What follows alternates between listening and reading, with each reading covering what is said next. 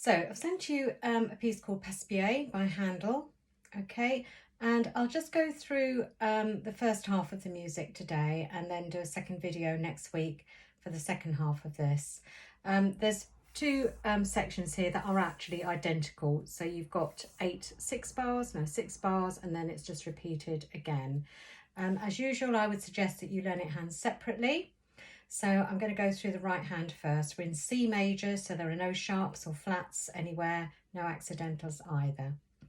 Okay, so I'm starting with my right hand thumb on G, and I would get the first two notes in place before you start this music.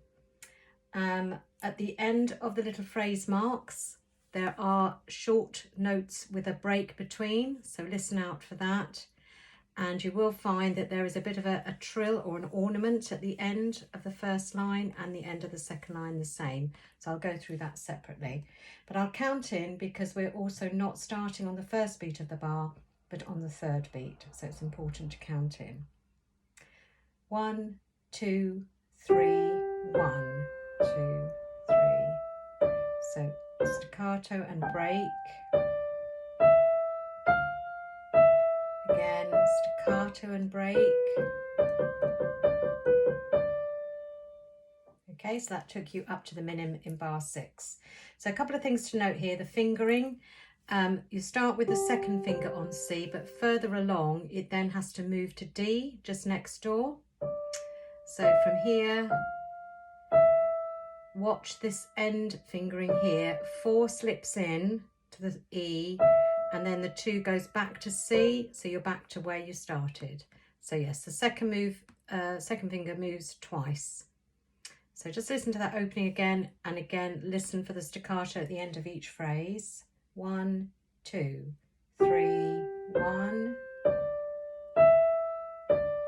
Short. Second finger to D. 3, 2, 4, 2. Okay. Right, now I'll deal with the ornament at the end here. So the music originally would be written as written on the music itself, with that dotted quaver and semiquaver rhythm. But above we have a suggestion of an ornament, which was very common with Handel and that period of music.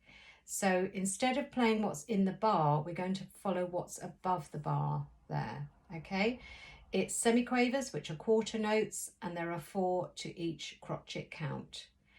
So if you just count the 8 notes in succession with no stop in the middle, 1, 2, 3, 4, 5, 6, 7, 8. Okay.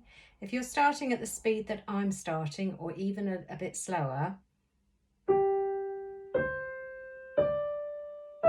then your semiquavers will be 4 to each of those beats. 1, 2, 3, 4, 1, 2, 3, 4, 1, 2, 3, 4, 1, 2, 3, 4, 1, 2, 3, 4.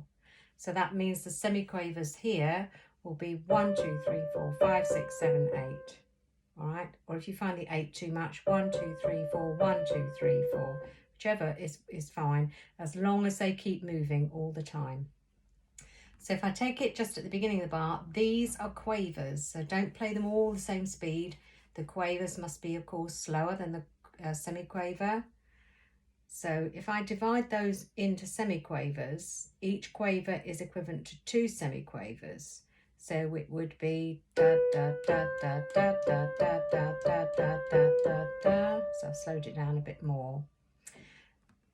So to be very precise with the rhythm and the counting there, it's better to subdivide everything into the semiquaver. So I'm subdividing each quaver into 2 semiquavers, and then all of this into the 4 plus another 4. I'll just do that bar again.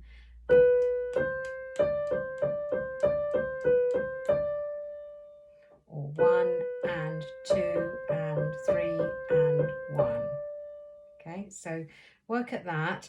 And then the left hand is a little bit easier. Again, there are breaks in the same places as the right hand, and just watch some of this fingering here. I'm going to count it in.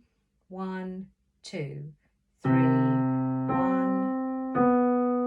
Third finger to G, little break, then E. Now squeeze the third finger next door to F. C, G, staccato. Move to D, E, C. Take the staccato at the end of that phrase. Okay, let's just go through that again. So a little bit of moving around with the hand to get the fingering in the right places. Okay, counting in again. 1, 2, 3, 1. Third finger to G there, break, E, third finger to F, second finger to G, C, G, staccato, D with a 4, C, second finger to G and staccato on the B. And then you start all over again with the second phrase identical to the first one.